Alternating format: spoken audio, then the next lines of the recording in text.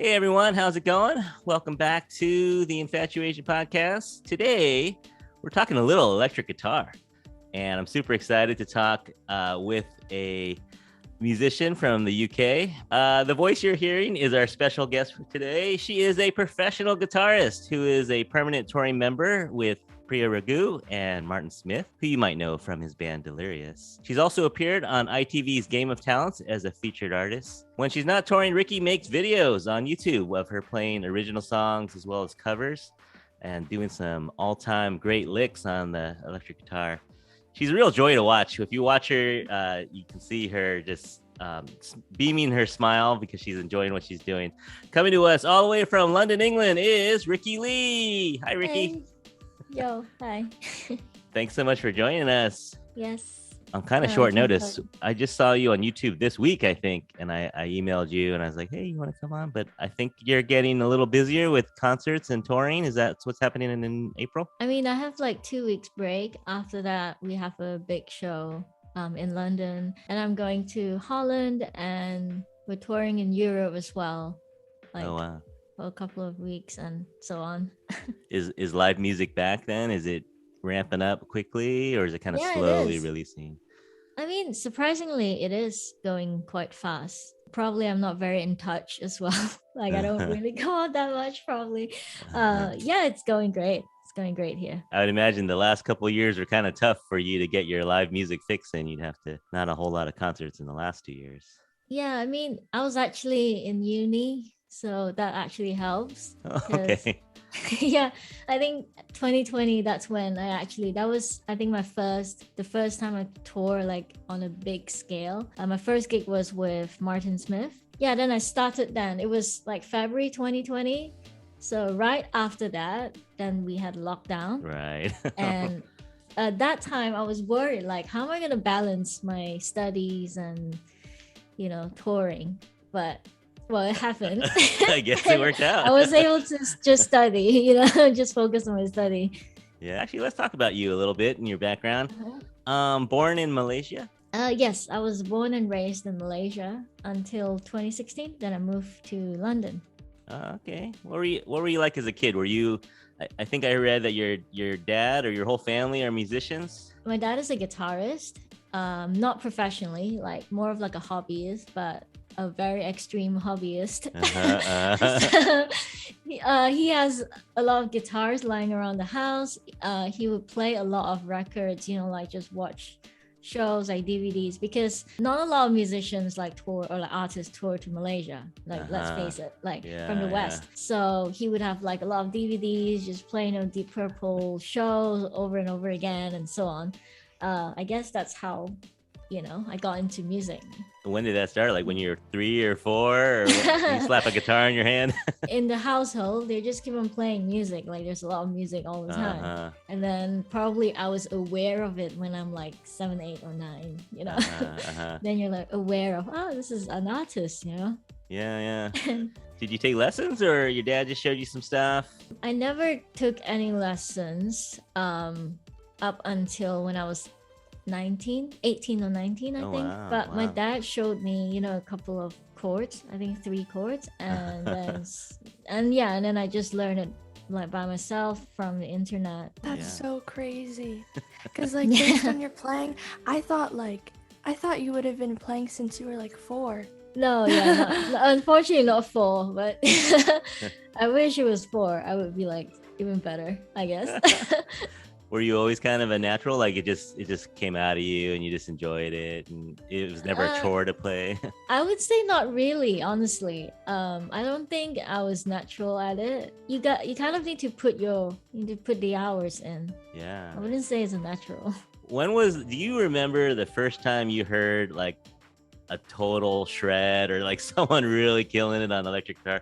Was that an aha moment, or was this kind of like always part of your house? You had music blasting and stuff, or do you remember thinking, wow, that's what I want to do? I want to just go all out on the electric guitar? I remember Joe Satriani. So he's one of the like first few like guitarists that I look up to. Like my dad had this concert DVD, so we watched it a lot of times, and he was like really ripping it out. And I think I don't know. I think that was really cool.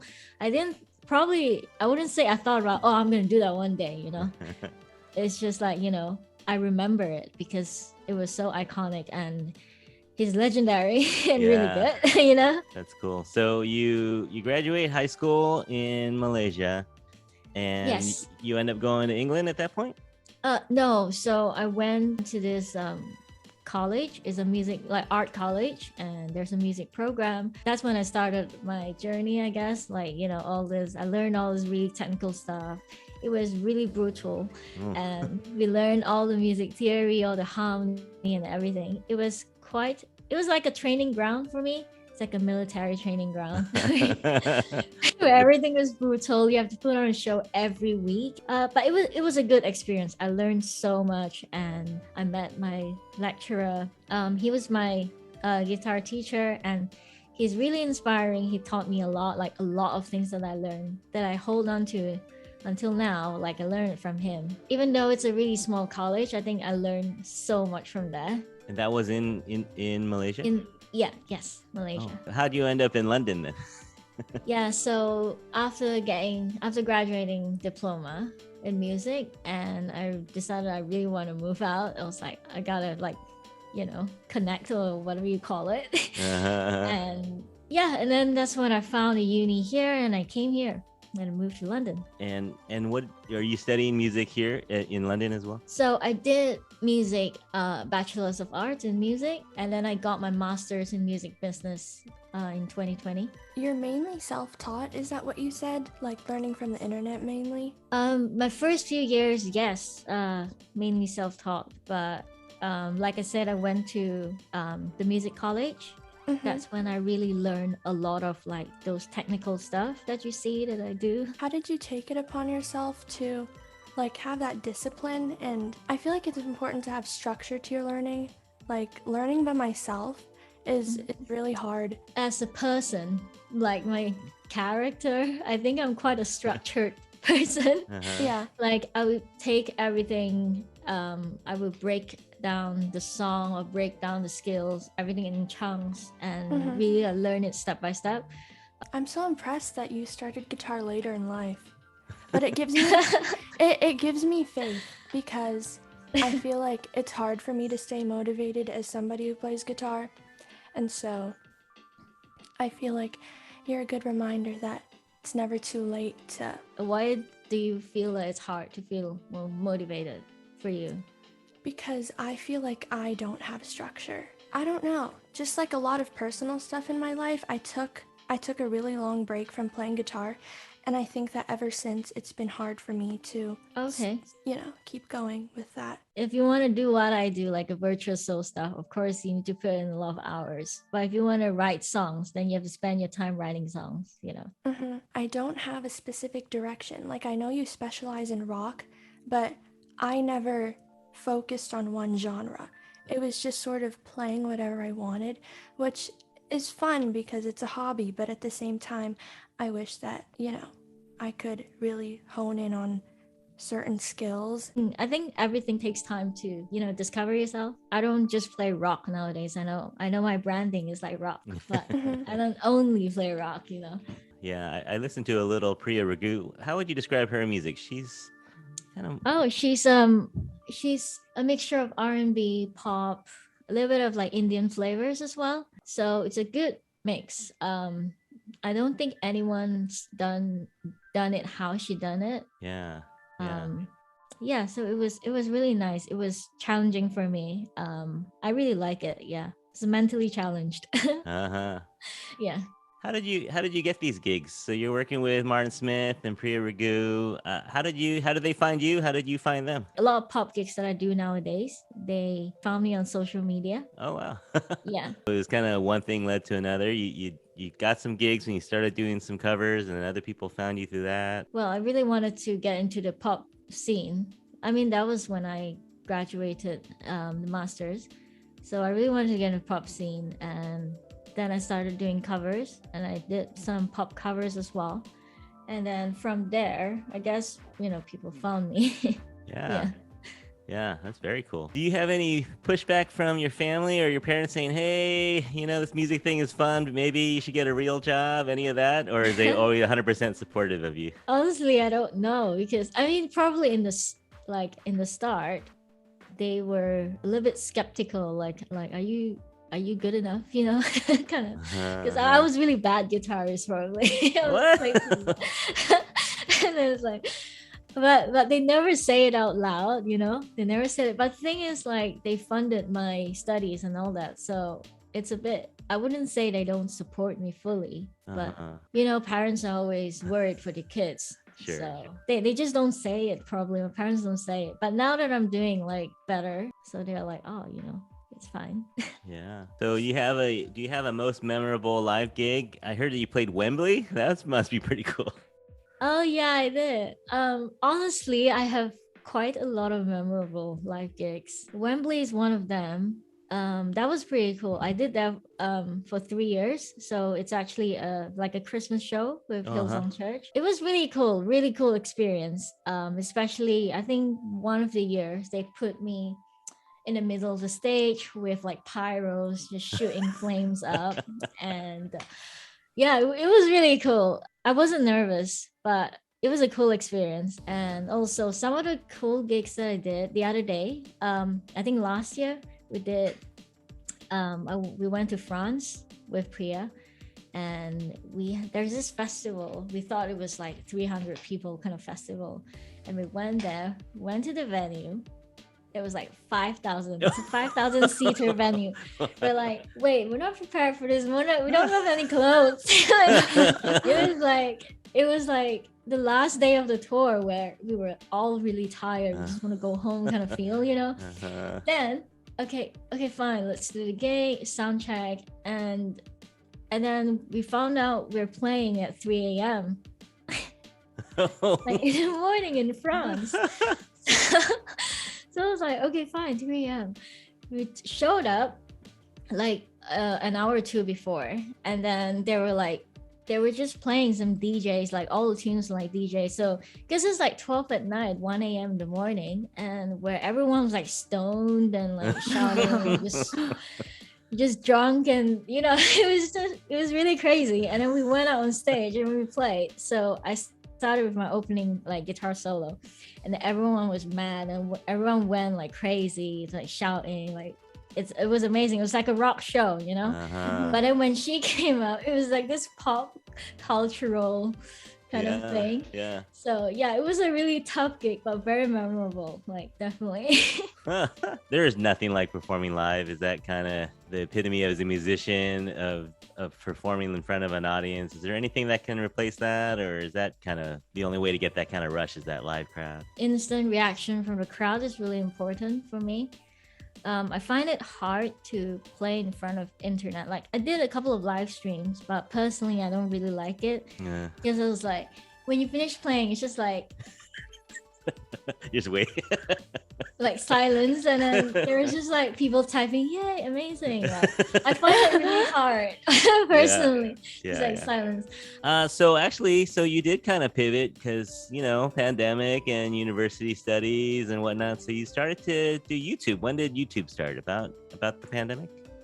Yeah, my first proper video was like April, I guess, or June 2020, probably right after I finished my studies, and because I need like goals and targets, things to do. I know it's really weird. No, I gotta take notes. I'm probably just a workaholic, and just like always, like I always need like a project to finish. Like I need to check off something. So I think YouTube, like videos, it's a very good like platform for me to like finish this product. Okay, today I'm gonna do this video, this cover. Like I have a finished product in my hand. I think that's like very important for myself. Yeah, just to keep checking things off a little bit. Yeah, keep on moving forward, But I was just gonna say that you're really good at it. I mean, I think your covers and your original stuff is really, really fun to watch. So far, what's been the best part about doing YouTube? I think building an audience is the best part. Like, for example, just meeting you guys, and I feel like I was just like an average guitarist, you know? Oh, Yeah, I guess like after doing YouTube, you know, recording, having to record, having to practice all the time, you know, it kind of slowly developed my skills.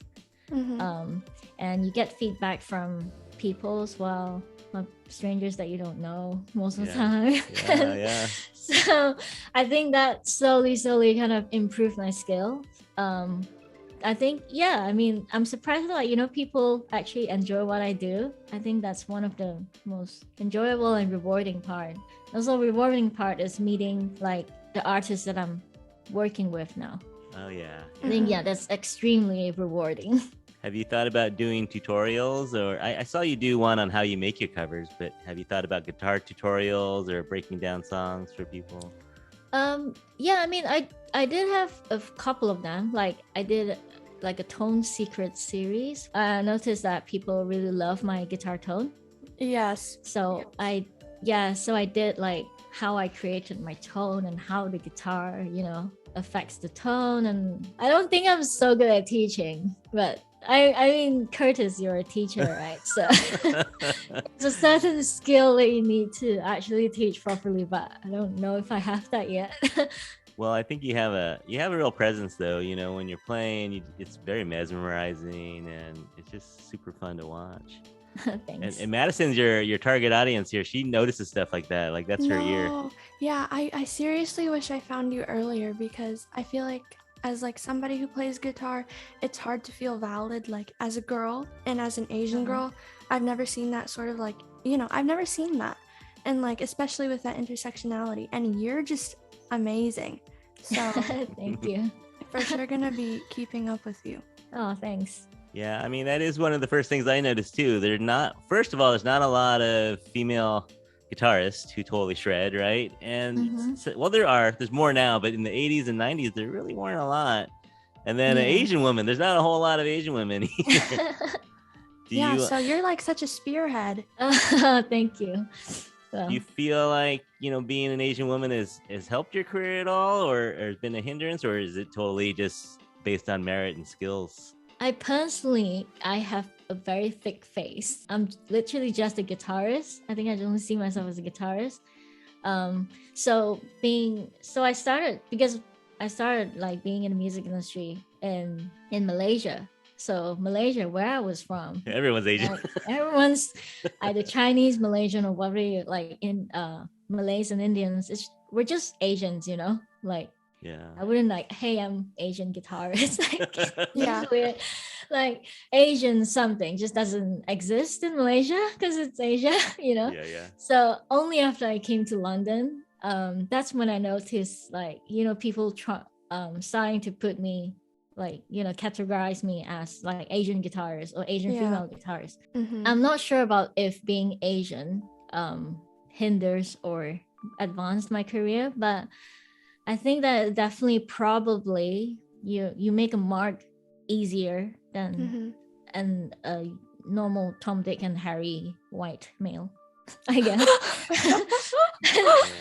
You are memorable, that's for sure. So I saw a tutorial, or not a tutorial, but kind of a commentary on how you make these. And is it about you said it's a good 3-4 days on doing them? I mean, you're not doing 24 hours a day, but. yeah, it's true. I think you can say like 3-4 days. I don't do it 24 hours. Like, right. I don't have that kind of mental space and focus. So yeah, between practicing, filming, post-production, and so on, I think probably 3 days. You do your own backtracks too. You said that takes the longest time. now I find it like I have more freedom in adding things, like different elements to it. And I wanted to improve my production skill. That's why I started doing that. And I think like YouTube covers is like a good practice spot to do. Yeah. And you're a one-woman show. You do all your filming, editing, all that stuff yourself? Yeah, I know. It's That's a bit tiring. amazing. Yeah, I mean, I did some videos. I did outsource it, but yeah, most of the videos I do it myself. That's a lot of work. The first thing you notice is that you have Yeah. these long, slender fingers. Is that something that's really helped you in the guitar? Yeah. I never noticed it until like one of my friends was like, "Dude, you have long fingers."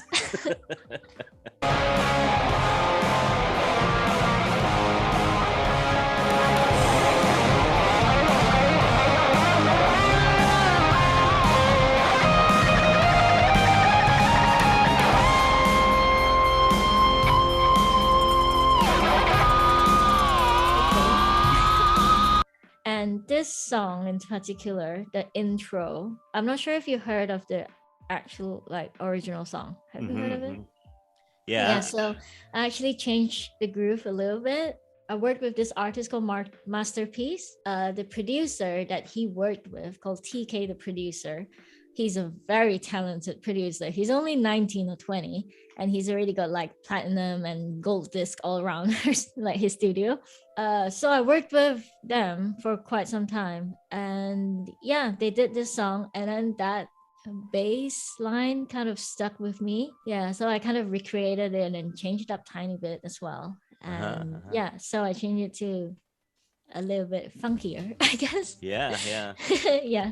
And your riff is a little bit improvised, or do you know what you're doing pretty much when you get going? For this part, yes, I planned it ahead. Yeah, I know what I want to do because I don't want to like keep on improvising when I record on the day, to keep the recording time short, because it takes me like from set up probably like 2-3 hours to record it. I know it doesn't sound a lot, but when you do it for it long, is a lot of work. Yeah. What secrets do you have for someone trying to build their speed up like that? Is that a little bit of your trademark? Is the super fast licks? Is there any secret to getting faster, or just practice? You got to put the hours in. There is a secret actually. I learned it from a lecturer back in college. So of course, if you want to build up speed, of course you need to practice. Of course you need to build your speed over time. There's no shortcut. But let's say when you have a really, really, really fast lick where you want to learn it, but you can't reach it. So what you do, you kind of hack your brain. Basically, you use the metronome. Let's say it's the original tempo. Let's say it's 200 beats. And whilst practicing it, you turn it up to, let's say, 250 or 300 if even. Try to play that part for a lot of times. Then eventually when you turn it down, your heartbeat or your internal system, the rhythm system, you kind of feel it's slower. Yeah. This is what I do. Yeah, it is. It really works. Like even back when I learned this Flight of Bumblebee, like I tried learning it. I just speed it up, and then put it down again, and then I can eventually I can play it. Is this your favorite guitar? This is a Telecaster, or what's your favorite axe? So this is actually a Seth Baccus Guitar. Oh. So he's from Cornwall. In UK. He's a UK based guitar builder. One of his guitar, actually, the one that he built, he won a lot of awards from Guitarist magazine. So he's actually quite well known in that, like the guitar scene. He saw my cover, November Rain. Yeah. So he saw that cover, he loved it, and he wanted me to try out his guitar. So he sent me that guitar. Oh wow. Yeah, he built it for me, and then he sent it to me and asked me to try it out, and let me keep it for a bit. When you're actually arranging it though, how do you start with that? Just like, what's your process? Do you like click record on your phone and do like some improv and then go back and see what you like, or do you have like a direction and you just put it on paper? Usually I would have the rough arrangement in my mind, like okay, verse, I'm gonna go to chorus, and then I go to bridge, and so on. Then I would work on the part that makes sense the most to me first. For this song, it's the chorus, the da da da da, that part.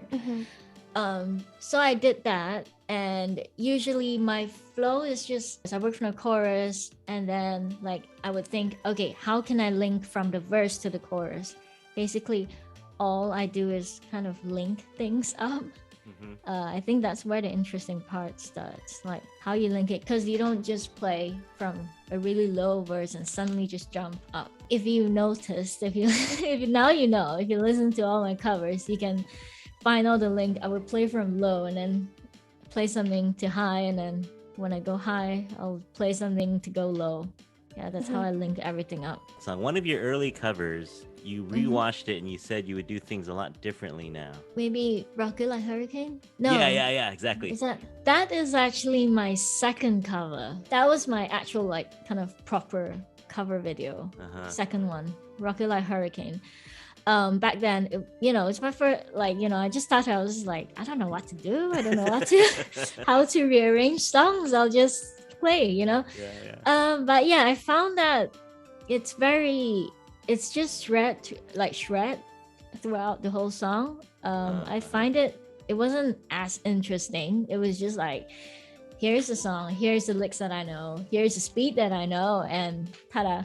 That video funnily did really well. Like it was reposted on like in a blog in Spain, and it did really well. It generated a lot of traffic, and then I was like, why this video? Why not other videos? But yeah, no complaints, Yeah. You can't control what goes viral sometimes. I mean, I wish I would have done some things differently, but maybe shorten the song a bit and then put more a bit like a story to the song, rather than just here's the lick that I know. Here are the licks. That's it. Well, I guess that just shows that you're growing. Yeah, you're just as a musician, as a videographer, all that stuff. Yeah, definitely. Do you have advice for someone who might be getting started into music, and especially like on the social media kind of level? What advice would you give to someone like Madison who's kind of getting started out, wants to get her voice out there? What sorts of advice would you give to someone getting started? I would say like get used to like keep on posting yourself on social media. It's so important. I can't say that enough. It's so important to put your work out there. Well, I mean, you have a normal job, you write your resume, you show your portfolio, or so on.